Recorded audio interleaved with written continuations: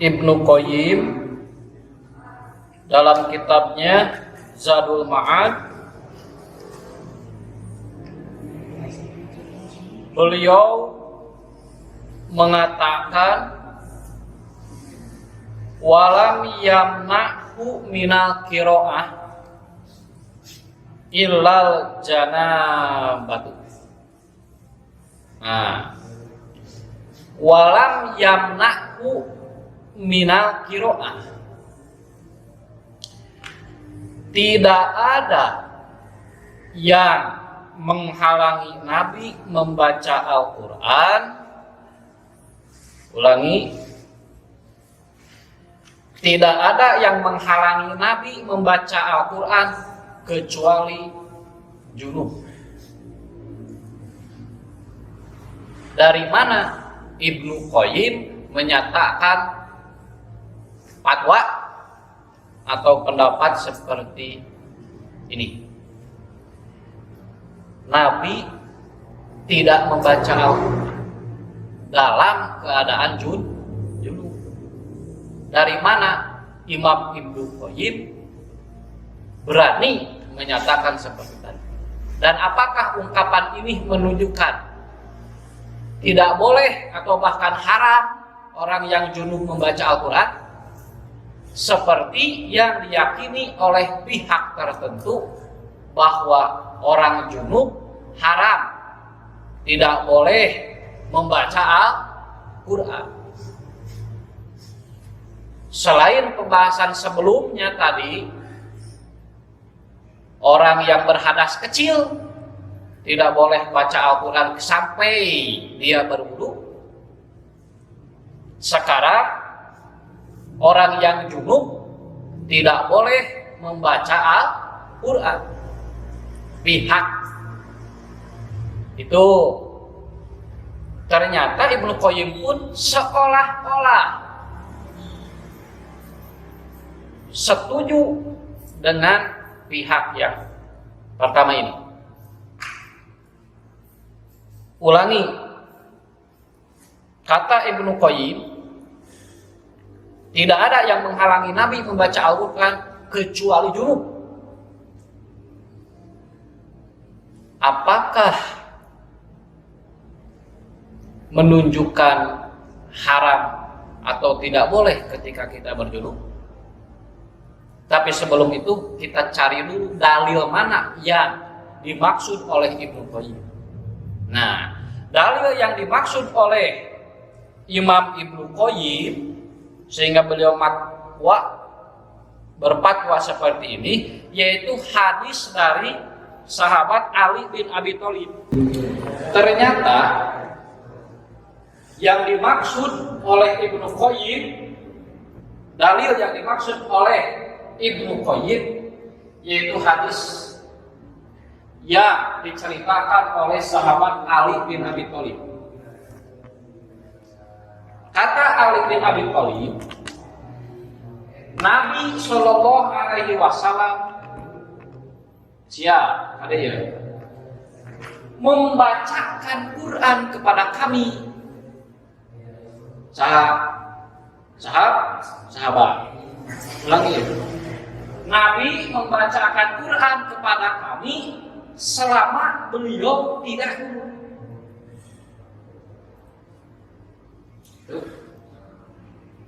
Malam yakun junuban. Nabi membaca Quran dalam rangka mengajarkan kepada para sahabat. Nabi membacakan Quran. Ketika Nabi membaca Al-Quran, kata Ali, beliau tidak berjunub. Sehingga pihak tertentu dengan dalil ini, yang junub tidak boleh, haram membaca Al-Quran. Iya, Nabi dalilnya tidak dalam keadaan junub, artinya bersih dari hadas besar. Bisa dipaham? Inilah dalil yang mereka maksud. Jadi bukan tanpa dalil mereka mempunyai keyakinan seperti ini. Mereka mempunyai dalil seperti halnya pembahasan yang pertama. Hadisnya itu ada. Hanya kualitas dari hadis yang mereka pakai itu bagaimana? Sahihkah atau dhaifkah? Maka berlaku pula untuk dalil yang ini. Pertama, hadis dari Ali bin Abi Thalib ini menceritakan kepada kita Nabi membaca Quran tidak dalam keadaan junub. Hadis ini diriwayatkan oleh salah satunya yang saya temukan dalam riwayat Abu Dawud. Ada lagi riwayat Imam Baihaqi juga meriwayatkan, Imam An-Nasai juga meriwayatkan hadis ini. Jadi lebih dari seorang Bukhari yang meriwayatkan hadis ini. Nah, hanya bagaimana kedudukan hadis dari Ali? Ternyata hadis yang menerangkan Nabi tidak dalam keadaan junub juga diriwayatkan oleh Imam At-Tirmidzi. Ini juga diriwayatkan oleh Imam At-Tirmidzi. Nah, Imam At-Tirmidzi satu-satunya mukharij yang menyatakan hadis hasan sahih. Sahih hadis ini. Tapi aneh, berbeda dengan Imam Asy-Syafi'i. Imam Asy-Syafi'i menyatakan ana ahlal hadis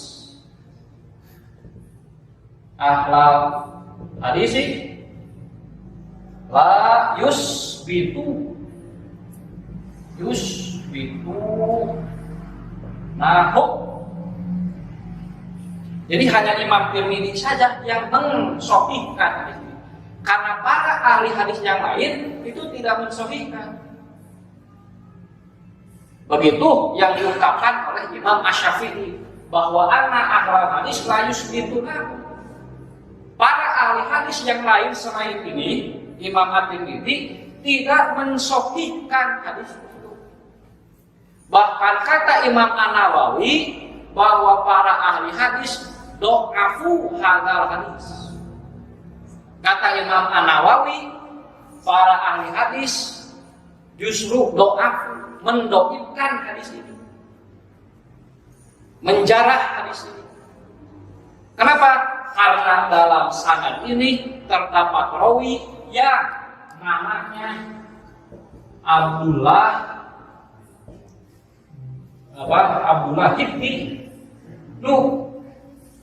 ibnu Salamah. Tuh. Kata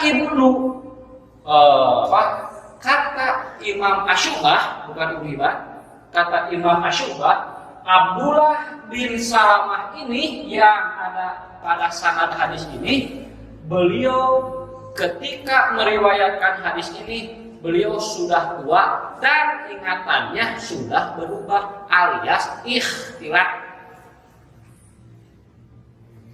Sudah pik ini. Abdullah bin Salamah rawi yang tidak masalah. Hanya ketika meriwayatkan hadis ini, beliau bermasalah, yaitu beliau sudah berubah ingatannya. Oleh karena itu, Imam Ibnu Hibban, Imam An-Nawawi, Imam Asy-Syafi'i, bahkan kebanyakan al-hadis kecuali ini mendoibkan kesahihan hadis, status hadis ini, dengan alasan Abdullah bin Salamah ini rawi yang ikhtilat. Ingatannya itu sudah pikun disebabkan tuanya. Ini menurut kualitas hadis berdasarkan rincian ilmu hadis. Satu. Kedua, tapi ini Imam At-Tirmidzi menyatakan sahihun. Imam At-Tirmidzi kan ulama, mukharrij, ari kita apa itu? Ya. Bukan tanpa alasan kita pun berdalil dengan para ahli hadis yang menjarah secara mubayyan, mubayyan sabab muqaddamun ala taqdim. Menjarah hadis ini dengan sebab tadi itu lebih diutamakan daripada mentahdir. Tapi baik walaupun kita anggap hadis ini sahih, kita anggap hadis ini sahih. Sok orang tutur ke Imam At-Tirmidzi, kata Imam At-Tirmidzi sahih, sahih. Hanya kita pikirkan makna atau matan dari hadis ini. Ulangi. Anggap sahih ya, anggap sahih ya. Nabi membaca Quran ke sahabat, kepada kami para sahabat, beliau tidak junub. Apakah kalau junub tidak boleh? Bisa Pak? Nabi baca Quran. Ketika Nabi baca Quran tidak berjunub. Apakah ketika tidak berjunub yang junub itu tidak boleh? Bisa Pak? Padahal sahur kata Imam At-Tabari dalam Fathul Majid yang saya temukan, beliau menyatakan fi'lun mujarradun la yufidu tahrim. Ini semata-mata kejadian yang disaksikan oleh Ali. Seolah-olah Imam At-Tabari ini menganggap ini mujarradul wahyi. Imam At-Tabari memahami kejadian ini mujarradul wahyi. Itu ya, mujarradul wahyi. Semata-mata kejadian Nabi waktu dulu baca Quran kepada para sahabat sedang tidak berjunub. Bukan berarti tidak boleh atau bahkan haram. Yang junub membaca Al-Quran. Bisa dipaham? Bisa Pak? Nabi membaca Quran tidak sedang junub. Apakah yang junub jadi haram? Padahal menentukan haram atau tidak labu dalil. Kalau ada larangan, ada ancamannya, baru haram. Oleh karena itu, kalau kita kembali kepada kaidah al-bara'atul asliyah lagi, yang pokok di ketiadaan larangan, yaitu boleh membaca Al-Quran bagi yang junub. Seperti keyakinan pendapat. Jadi pendapat kita ini bukan tanpa ada dalil, bukan tanpa ada penunjang dari ulama-ulama terdahulu, bahkan seperti Imam Al-Bukhari, Ibnu Mundir, Daud, dan ulama-ulama yang lain. Mereka membolehkan orang junub membaca Al-Quran karena mereka mendoibkan hadis ini. Artinya tidak ada larangan, kembali ke pokok, boleh tidak? Boleh, begitu. Bahkan tidak cukup dengan itu saja. Imam Al-Bukhari dan kawan-kawan beralasan bolehnya membaca Al-Quran bagi yang junub. Beliau membawakan hadis yang diterima dari ibunda kita Ummul Mukminin yaitu Aisyah. Hapus.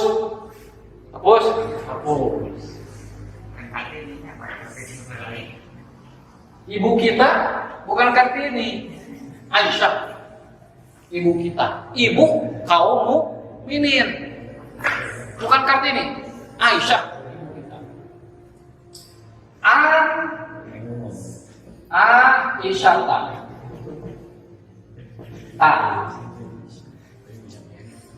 An Aisyah olah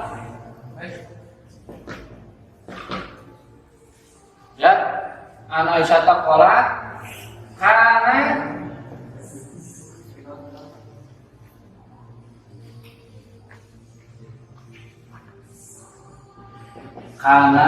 Rasulullah Sallallahu Alaihi Wasallam ya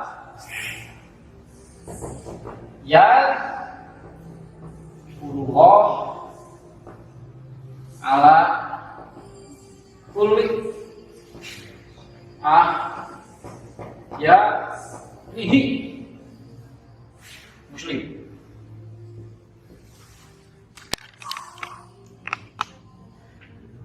Dari Aisyah radhiyallahu anha, beliau berkata, adalah Rasulullah Sallallahu Alaihi Wasallam.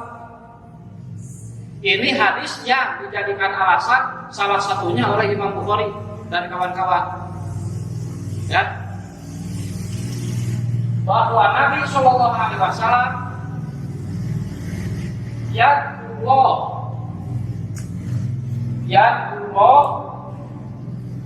zikir kepada Allah, mengingat Allah ala kulli ahyanihi, di setiap keadaan. Baca Quran zikir bukan? Baca Quran zikir bukan? Berdoa zikir bukan? Adzikru a'amu min qiraatil Quran. Kata Ibnu Hajar dalam Fathul Bari, zikir itu umum, mencakup membaca Al-Quran. Bisa dipaham? Adzikru a'amu min an yakuna min qiraatil Quran. Termasuk zikir bacaan atau membaca Al-Quran. Apabila zikir di sini kita artikan termasuk membaca Al-Quran, Nabi membaca Al-Quran di setiap keadaan. Ala kulli, umum, di semua. Aisyah di sini dalam hadis ini beliau tidak mengecualikan keadaan Nabi itu. Bisa paham? Nabi mengingat Allah termasuk membaca Al-Quran di setiap keadaan. Baik dalam keadaan bersih dari hadas kecil, ketika berhadas kecil, kan semua. Baik ketika bersih dari junub, termasuk ketika berjunub, kan semua keadaan. Bisa paham? Semua keadaan. Aisyah tidak mengecualikan keadaan junub. Kalaupun keadaan junub tidak boleh, kenapa tidak dikecualikan oleh Aisyah? Bisa paham? Begitulah yang disampaikan oleh Ibnu Hajar salah satunya dalam kitabnya Fathul Bari. Sehingga pantas saja salah satunya Imam Bukhari meyakini orang junub boleh membaca Al-Quran. Bisa dipaham? Misalnya, nah, kalau boleh ditambah, ya, kalau misalkan hadis ini belum secara qat'i atau secara jelas, boleh orang junub membaca Al-Quran. Ada satu asar sahabat, masih riwayat Imam Al-Bukhari. Siapa? Yaitu Ibnu Abbas. Innabna Abbas lam yara bil qiraati lil junubi baksan, ya, ini Al-Bukhari. Bisa kita temukan dalam Kitabul haid. Babu takbil haid al manasika kullaha illa tawaf bil bait. Nah, itu bab yang dibuat oleh Imam Al-Bukhari, salah satunya punya mencantumkan asal siapa? Kata Ibnu Abbas, siap? Kata Ibnu Abbas, Ibnu Abbas, beliau tidak menganggap halangan, tidak menganggap masalah. Don't worry, tidak apa-apa orang yang junub membaca Al-Quran. Begitu. Pertanyaan, dari mana Ibnu Abbas berani menyatakan seperti itu? Kalau haram yang junub membaca Al-Quran, kenapa Ibnu Abbas menyatakan tidak apa-apa? Apakah ilmu dari Nabi tidak sampai kepada Ibnu Abbas? Padahal Ibnu Abbas adalah salah satu sahabat yang dekat dengan Nabi. Salah satu sahabat selain Anas bin Malik yang didoakan oleh Nabi. Jadi ahli tafsir, ahli fikih di antara kalangan sahabat.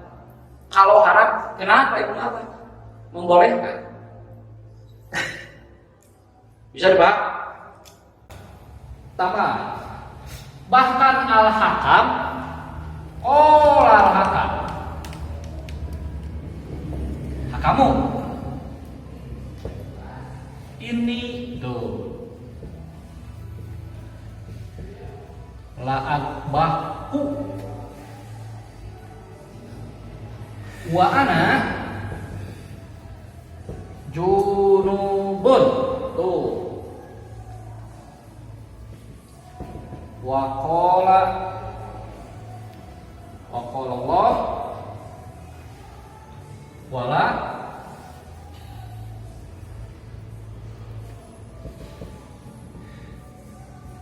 bis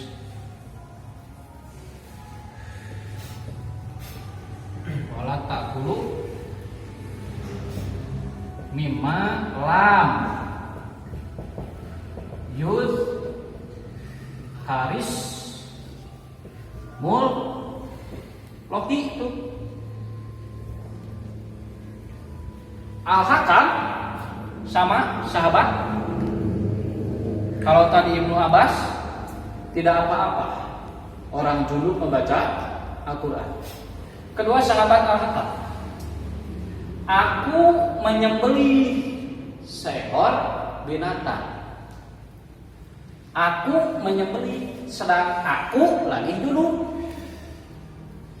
Jadi junub boleh mencit, boleh ini dalilnya gitu. Ya. Al-Hakam menyembelih seekor binatang.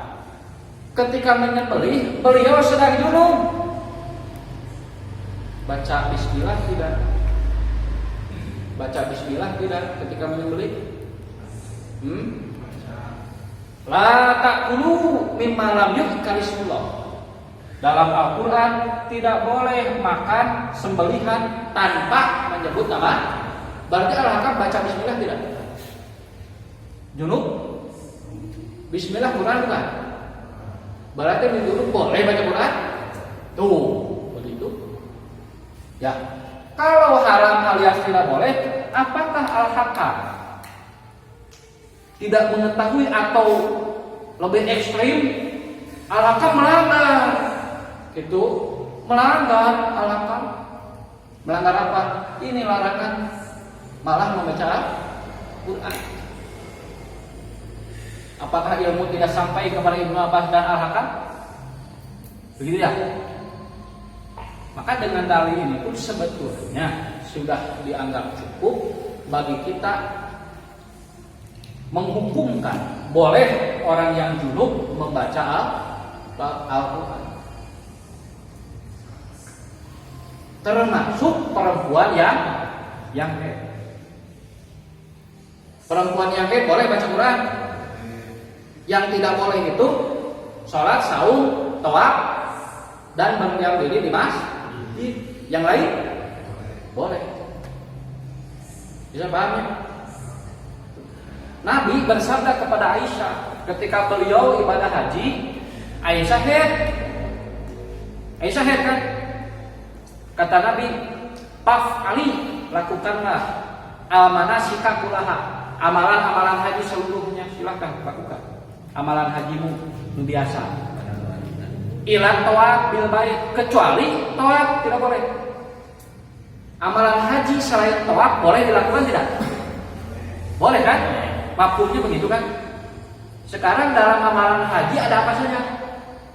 Ada doa, ada talbiyah, ada takbir, Allahu Akbar. Terus ada doa. Apakah talbiyah, doa ini bukan dari Quran? Bisa paham?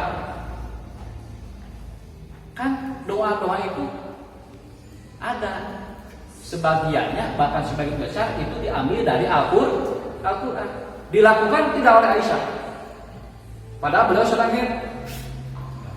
Jadi yang head boleh membaca Al-Quran.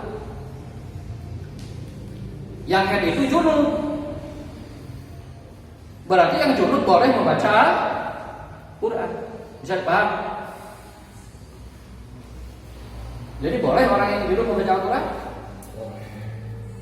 Terakhir, dalil terakhir, hapus. Dalil terakhir,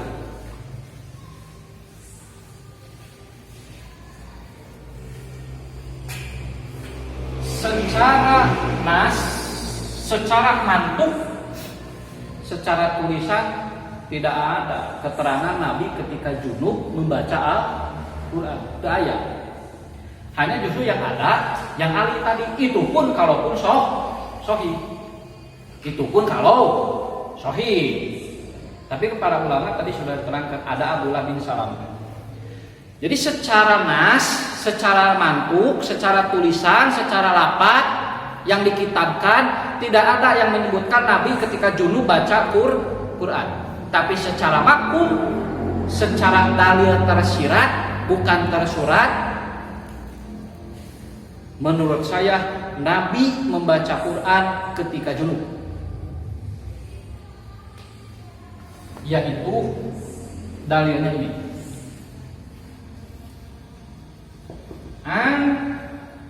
Aisyah juga. Kolat.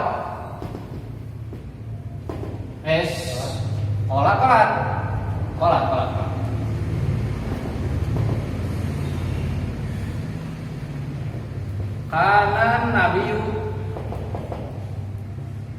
Sallallahu Alaihi Wasallam idza aroda an ya nama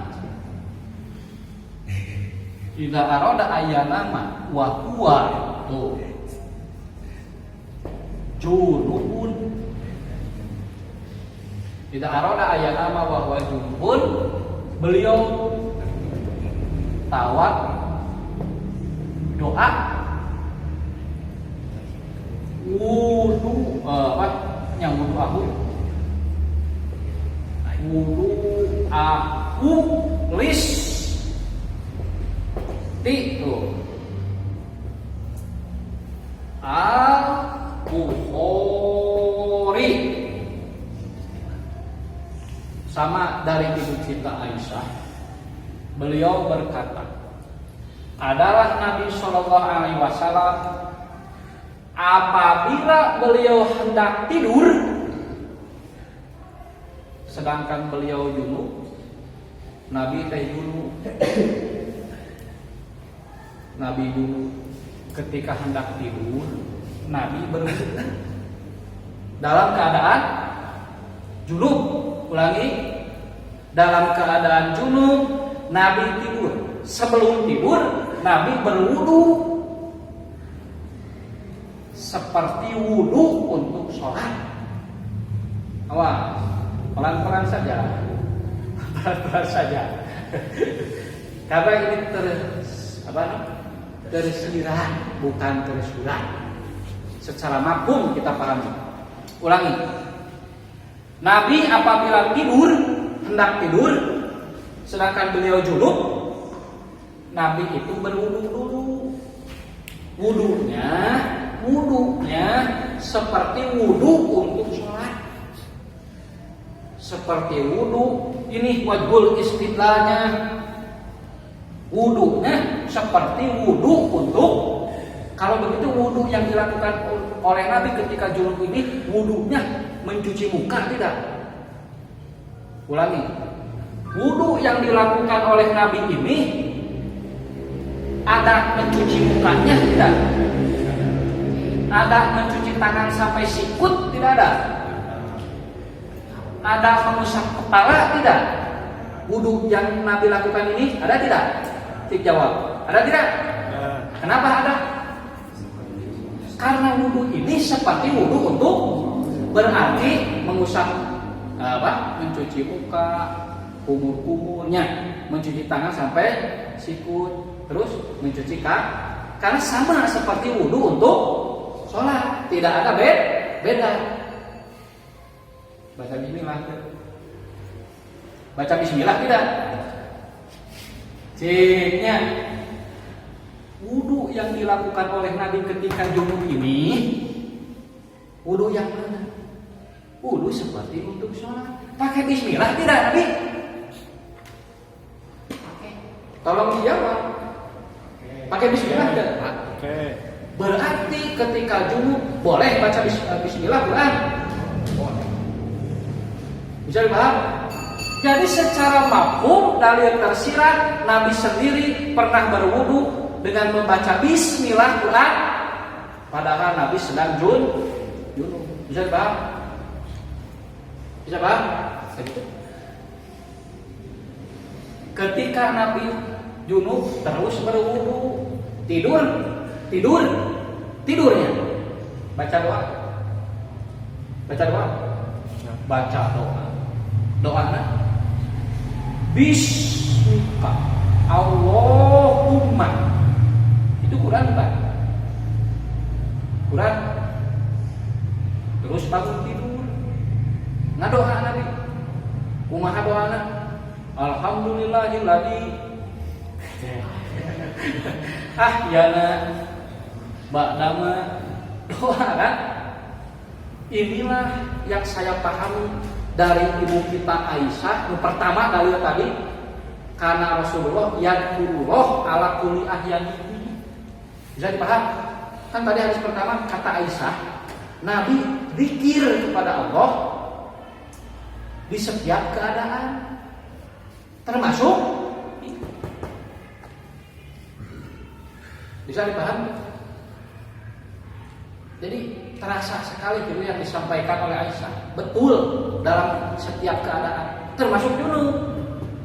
Jadi sebelum tidur baca doa, bangun baca doa.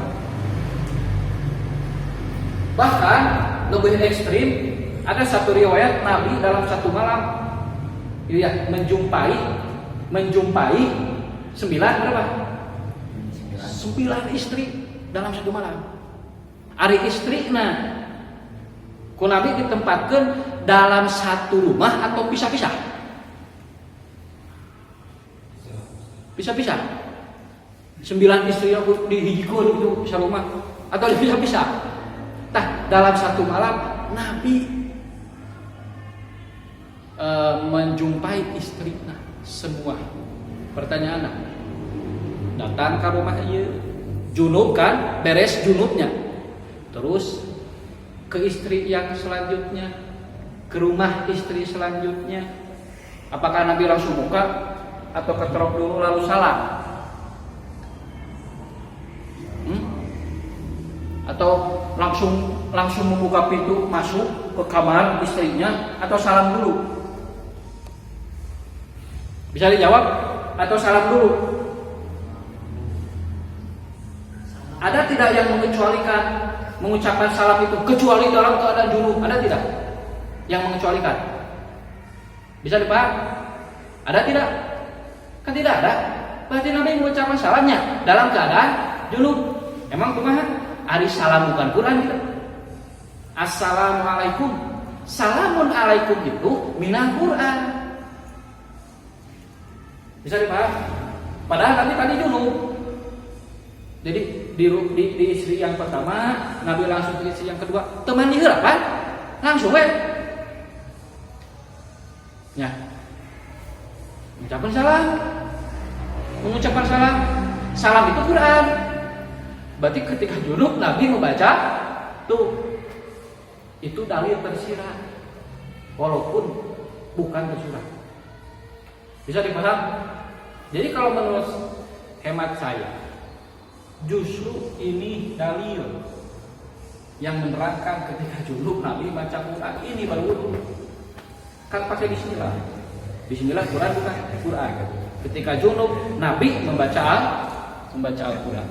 Kalau kita simpulkan berarti berdasarkan dalil-dalil yang sudah saya tulis dan sudah Anda baca, dengan yakin kita menetapkan bahwa yang junub boleh membaca Al-Quran, baik berdasarkan dalil umum Aisyah maupun dalil khusus namun tersirat yang menunjukkan secara pasti Nabi ada membaca Al-Quran ketika berjunub. Dan perlu diingat, ungkapan Ibnu Qayyim yang ada pada kitab ini bukan berarti Ibnu Qayyim melarang orang yang junub membaca Al-Quran. Hanya Ibnu Qayyim memberitahu kepada kita Nabi membaca Quran tidak dalam keadaan junub. Bukan berarti yang junub itu haram atau tidak boleh membaca Al-Quran. Jadi tidak ada yang salah dengan ungkapan Ibnu Qayyim ini. Bisa dipaham? Ya.